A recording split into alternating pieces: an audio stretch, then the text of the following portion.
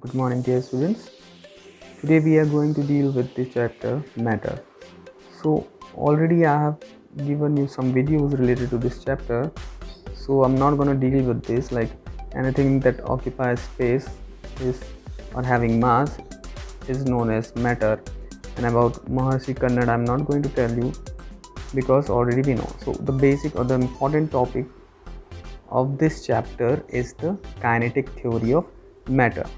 So you just have to understand first why we need this theory, because we are having different laws. Now laws does not require any proof, but certain things are there related to matter which need some theories to prove them, why the things happen with the matter, like changes in matter, solid to liquid, liquid to gas. There is some reason. So to understand the reason, we are having some postulates of kinetic theory, which postulates are going to explain the change and whatever behavior of the matter happens. These postulates are very important. Keep in your mind that this kinetic theory of matter is very important. So as you can see here, we are having what? Kinetic theory of matter. And kinetic means what? It is related to motion, which means particles of matter are in random motion. So if we increase the speed of motion or movement of the particles of a matter, or can decrease it, there will be some change in the matter. That is definite. So how we can increase or decrease the energy or this kinetic energy of the particles? By supplying energy or by taking out the energy from the body or matter. So just take first postulate. We know matter is made up of very small particles called atoms or molecules. Clear? So first thing this kinetic theory says, or postulate of kinetic theory is, matter is made up of very small particles called atoms. We have seen this in the video, so we are not going to perform this activity. Already we have done different things or activities in our previous classes also, so just go through this activity. No need of getting the explanation of this topic. So coming to the next point, again this is the proof. The second point, the constituent particles of a particular matter are identical in all respect, which means if suppose I'm having a sugar cube, a cube of sugar, or a salt, piece of salt, or a particle of salt, it is definite that the sugar cube is completely made out of the similar atom or similar molecule.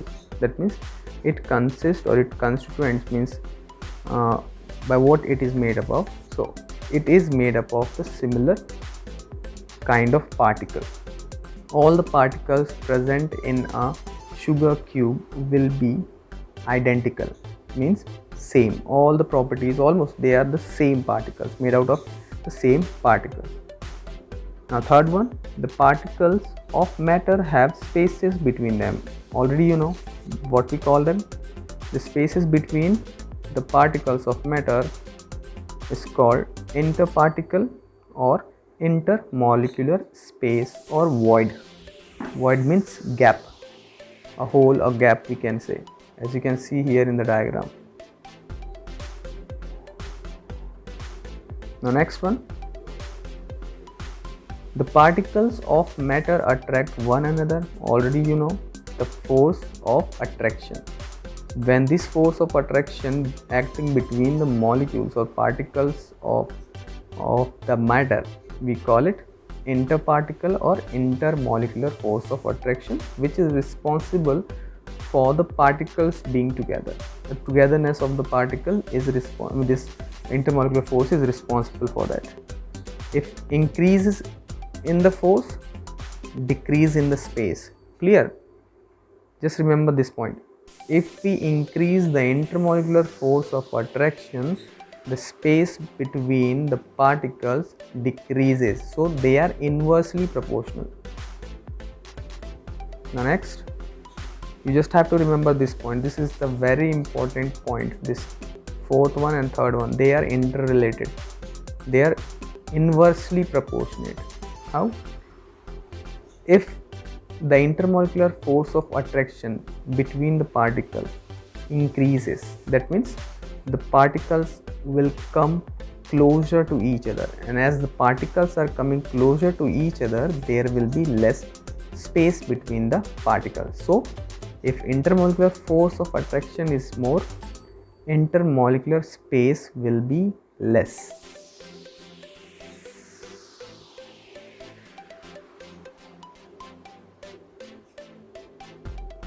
Here we are having a note: intermolecular force is effective between the molecules only up to a distance of 10 nanometer.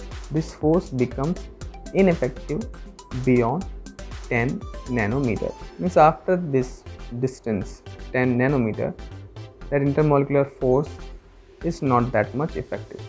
Now fifth point, the particles of matter are in continuous random motion. What we call that motion? Brownian motion. Already you have seen in the video.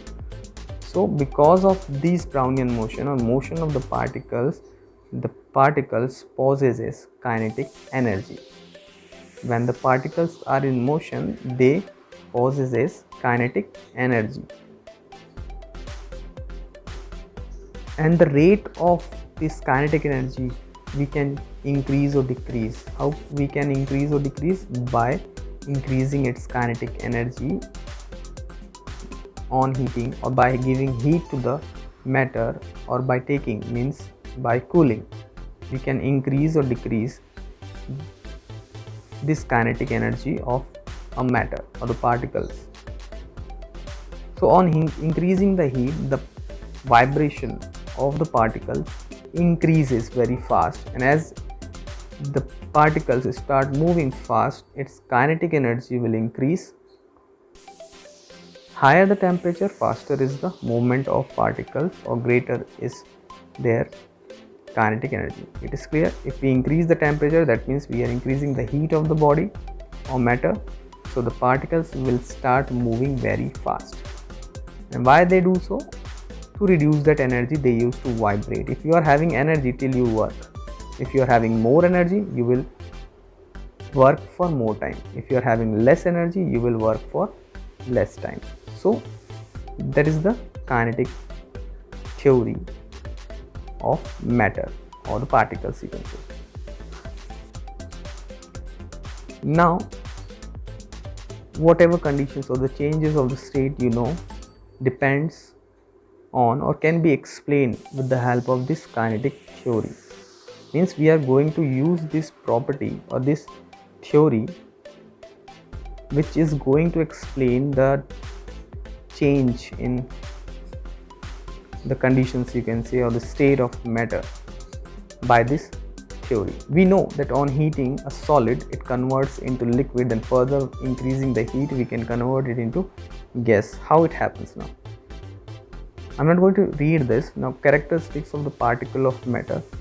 The kinetic theory of matter explains the three states of matter in terms of the moment. Okay, so how on heating solid, suppose we are heating the solid, what will happen? The particles of the solid matter will start vibrating very fast. Then what will happen? The particles will start colliding with each other. They will start pushing each other. Then what will happen? As they are pushing each other, the gap between the particles will start increasing. And as we know, if the intermolecular force of attraction is lowering down, and how it is going down? Because increase in the kinetic energy. As the kinetic energy increases, the particles start vibrating fastly, which increases the space. And as we know, there is a inverse relationship between the space, intermolecular space, and the intermolecular force of attraction.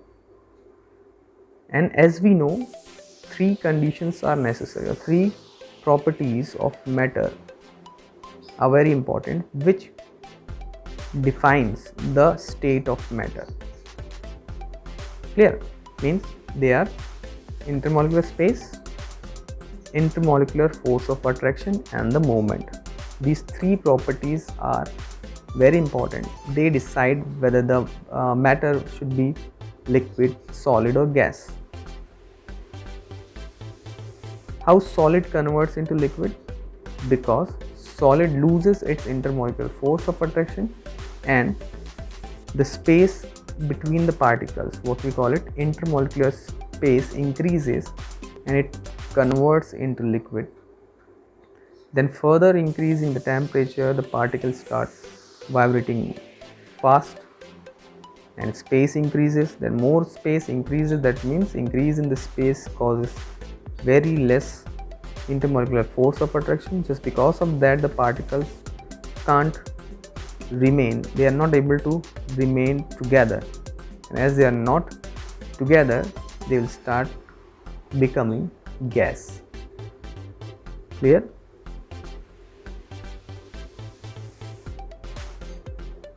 So here you can see solid state.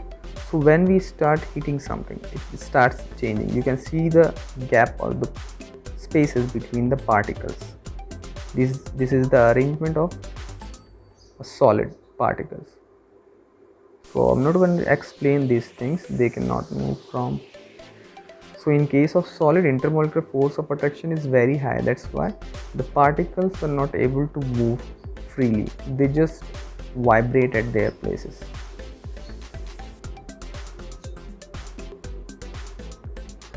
Now here I'm going to explain the melting of a solid. So it melts and gives us liquid, solid to liquid, that you know. This is the process, melting process. On heating a solid, it converts into liquid. The process is known as melting. So how can you explain this on the basis of kinetic theory? So what three things we have to remember? That intermolecular space, the intermolecular force of attraction, and third one, that is the continuous random motion or movement of the particles. So solid, take a solid, then start heating it up. So what will happen? As we start heating up a solid, the particles of that solid matter start vibrating very fast, and as there was no space in between, intermolecular space was negligible that time, and when we start heating it, that intermolecular force of attraction start reducing as the particles start moving very fast, and the particles collide with each other, they bang on each other. Because of that, the space increases, and as we know, if the space increases, the force decreases, the intermolecular force decreases. Just because of decrease in the force of attraction, which is a cause to keep the particles together, is now becoming weak, and just because of that, the molecules or the gap between the molecules start increasing, and the molecules now they are able to move little bit more easily. They can now move within that matter. So the matter, which the particles of the matter starts moving, this converts the solid into liquid. Now the position of the particles of matter are not fixed, they can move from their position because of low intermolecular force of attraction. Increase in the kinetic energy decreases the intermolecular force of attraction. Just remember this point, you can note it down also. Kinetic energy increases, force decreases.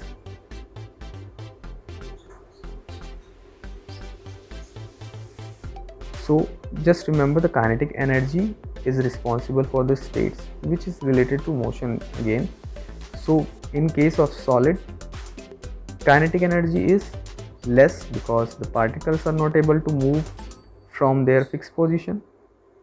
So in case of solid, particles are not able to move, so as they are not able to move, kinetic energy is less, and as kinetic energy is less, space is less, and if space is less, that matter is in the state of solid.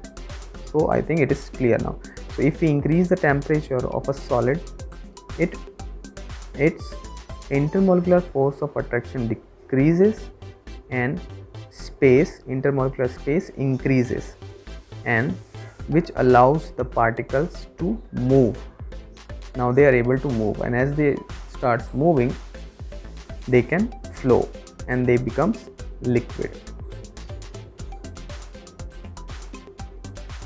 And as we know, the temperature at which the solid changes into liquid, that temperature is known as melting point. So now melting point depends, or the effect we have to find out, the pressure on melting point. What will happen if we increase the pressure of a matter or on a matter? If I am going to increase the pressure on the matter, what will happen to its melting point? Now melting point of some substance like lead and wax that expands on melting, which means these two things expands on heating, or while melting it expands. That means the volume of these things increases on melting. In this case, melting point also increases with the increase in pressure. So if we are going to increase the pressure on these things, its melting point also hikes or rises up, which means it needs more heat to melt it. That means higher temperature is required, more temperature is required. In case of some other substance like ice, when we, and with some substance like ice that contracts on cooling, melting point decreases with the increase in pressure. That means when we increase the pressure on ice, when we apply force on the ice, it will melt easily below 0 degrees Celsius. As we know, what ice melts at 0 degrees Celsius, it will melt earlier, means below that temperature it will melt, means at minus degrees it will start melting. So even you have studied about the anomalous behavior of water at 4 degrees Celsius, it depends on. Now there is an interesting fact that when we add salt in water or ice, maybe you have seen that when kulfi wala used to come and he's having a container, and inside that he is having kulfi, obvious. Around that container, two-layered container he is having. In between the two layers, the two containers, he used to put some ice around it and used to sprinkle some salt over it. Why he used to do so? There is a reason. So that the solid state for a longer time, that ice or the kulfi remains solid for a longer time. And how it will happen? That ice around that container of the kulfi, in between the containers, that ice melting point decreases from 0 to minus 22 degrees Celsius. That means it takes the essential heat from the kulfi. So when we take out the heat from the substance or any liquid, it becomes solid for a long time. So this is the reason why the salt water, that is the water of sea or oceans, does not freeze at that temperature also. Up to minus 22 degrees Celsius, the sea water does not freezes, which prevents the life under the water of sea or ocean at this temperature also. At minus 22 degrees Celsius also the water does not freezes. Clear? Interesting point. Now let's discuss freezing on the basis of again kinetic theory. But first, what is freezing? The process during which a liquid changes into its solid state at a fixed temperature on cooling. When we take out the heat, that means cooling. Do you know why we feel cool during the winter season? Because our body start losing heat, as our body is a hot body, and surrounding that time during the winters the air around us is having low temperature, so low heat. So heat or energy flows from high to low. Our body is having high heat and the air around us is having low heat. That's why it loses heat. Our body used to lose heat, which makes us feel cool, or we get the cooling effect. So the process during which the liquid changes into solid state because it loses heat and becomes solid, this process is called freezing. So water freezes at 0 degrees Celsius, that we know, and the temperature, the fixed temperature at which a liquid changes into its solid state is called freezing. And now I'm not going to explain the boiling, and that you know the process during which a liquid changes into gaseous state, that you know already. So I'm not going to explain these activities also. Now, as we have discussed about the kinetic theory, it would be easy for you to understand the boiling process also. So what will happen? How we used to boil water? By giving heat. That means we are giving energy.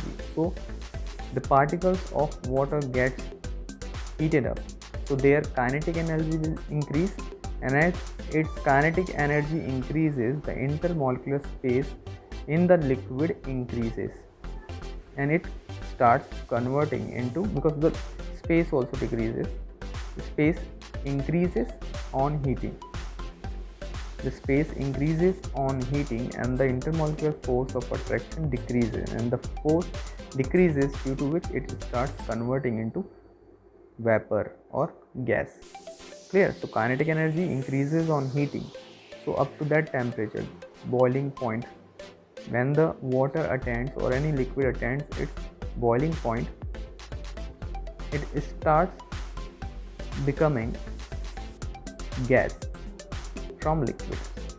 So liquid loses or its intermolecular force of attraction due to extra heat, which increases the kinetic energy.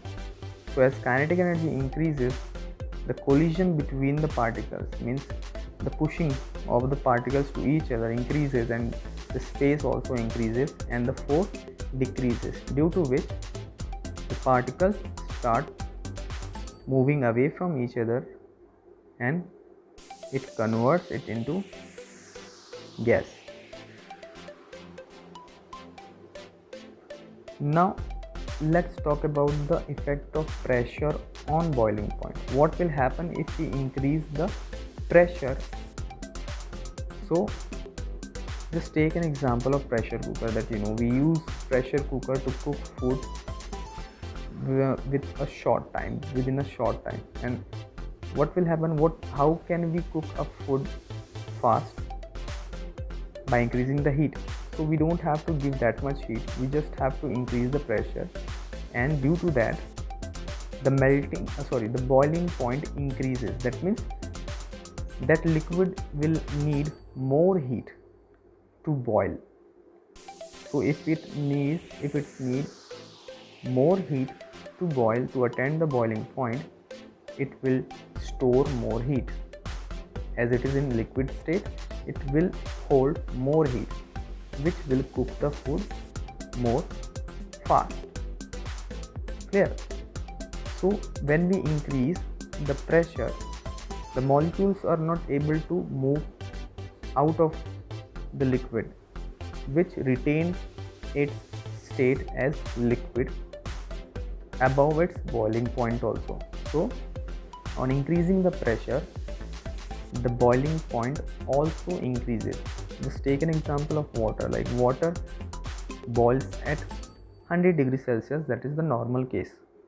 So when we are using pressure cooker, its boiling point increases from 100 to 120 degrees Celsius. That means up to 20 degrees Celsius, that temperature, the amount of heat stored by the liquid or water will be more. So we are getting more heat, so the that food will cook very fast. Now, effect of impurities on the boiling point. That means what will happen if we add some impurities in water like liquids. So its boiling point also increases with the addition of impurities. Suppose you add some salt into water, then try to heat it. It will take more heat or more temperature is required to boil the water.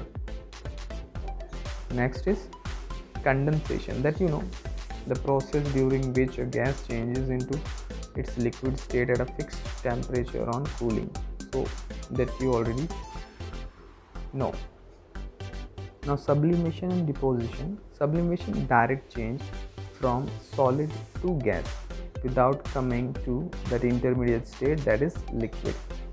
And just opposite of that, deposition. The gases directly converts into solid on cooling. Sublimation on heating, deposition on cooling. So here again we are going to explain or explanation of sublimation and deposition on the basis of kinetic theory. The substance that undergoes sublimation have very weak intermolecular force of attraction. It means the intermolecular force of attraction between the particles of certain solids breaks easily, or because they are very weak, small amount of heat is given to that substance, its kinetic energy suddenly increases and the particles vigorously starts vibrating, which increases the space between the particles very fast. So this allows the particles to escape, means to move out from the boundaries of the matter, from the surface. It starts from the surface. Thus the solid changes into gas. When the gas is cooled, the particles loses their kinetic energy. In just the same way, it loses kinetic energy and directly converts into solid. Now similarly, evaporation. Again, what will happen, that already. When we heat a liquid below boiling point or below its boiling point, the process of evaporation starts from its surface. As the molecules or particles present at the surface of that liquid takes the heat and their kinetic energy increases, so layer by layer the particles start moving out from the surface of that liquid because of increase in the kinetic energy. As they are taking heat from the atmosphere, its kinetic energy increases, intermolecular force of attraction between the particles decreases and the space increases. So in this way the liquid changes into gas. Rate of evaporation, which means these are the following points on which the evaporation rate depends. Like increase the temperature of the liquid, the evaporation rate increases. If you increase the surface area, that means if you are having a big bucket and a small bucket, the water of the big bucket gives out more vapor as compared with the small bucket. As it is having more surface area, so more molecules at a time will release out or come out from the surface. So more surface of the liquid, evaporation rate will be more. That means more vapor will come out from the liquid if the surface area is more. If the wind is blowing, the speed of wind is more, evaporation rate will be more because it will carry away more particles from that liquid. Humidity, if the amount of water vapor already more in the air, it will not accept more particles from that liquid. So if the humidity is more, the evaporation rate will be less. It depends on the nature of the liquid, or you can say if the liquid is thick, so evaporation rate will be low, or if the density of the liquid is less, the evaporation rate will be high.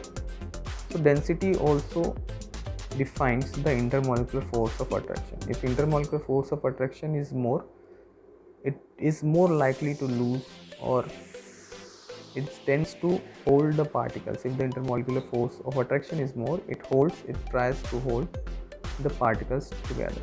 So if it is less, that intermolecular force of attraction is less, it will easily give up the particles. So it depends on the nature of the liquid.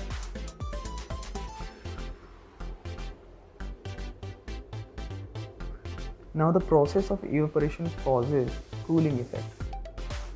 Why? Because for evaporation the liquid needs heat. So suppose when we sweat, that means perspiration, we call it perspiration, the coming out of the sweat from our body makes us feel cool. How it happens? So that sweat which is coming out from our body takes the heat from our body, so as for evaporation. So as it is taking heat from our body, it decreases the temperature, or we feel that we are losing heat, so we feel cool. Just because of this, evaporation takes the heat from our body. As it is taking heat from our body, it gives us cooling effect. Now here we are having some applications of evaporation. The water becomes cold in earthen pots. Now earthen pots that you know, during the summer season we used to put water inside it and it becomes cool. Why it happens? Because the earthen pot, around its surface it is having tiny little pores, clear, which allows the water to seep out, and as it seep out to the surface or to the holes, it takes heat from the water inside it. It takes the heat from the water inside and evaporates from the pores present on the surface of the earthen pot. So as it takes the heat from inside water, it becomes cool, as the inside water loses heat and that heat is taken away by the surface water present around the pot, and decreases the temperature inside water. Now perspiration keeps our body cool. I have already explained it. During summer or heavy exercise, our body gets hot due to rise in temperature. So to cool off our body, perspire, the sweat comes out, and that sweat evaporates by taking the heat from our body and keeps our body cool. Perfumes and talc give cooling sensation. Similarly, when we apply perfume, it evaporates by taking heat from our body. Putting the strip of wet cloth during high fever lowers down the body temperature. As when we are having, maybe your parents did that, a wet cloth is usually put on your head when you are having fever. The doctor suggests to do so. That is the advice of the doctor. So what happens? That heat is taken away by that wet cloth, and the water present in that cloth evaporates and gives us cooling effect. It decreases the temperature of the patients from the forehead.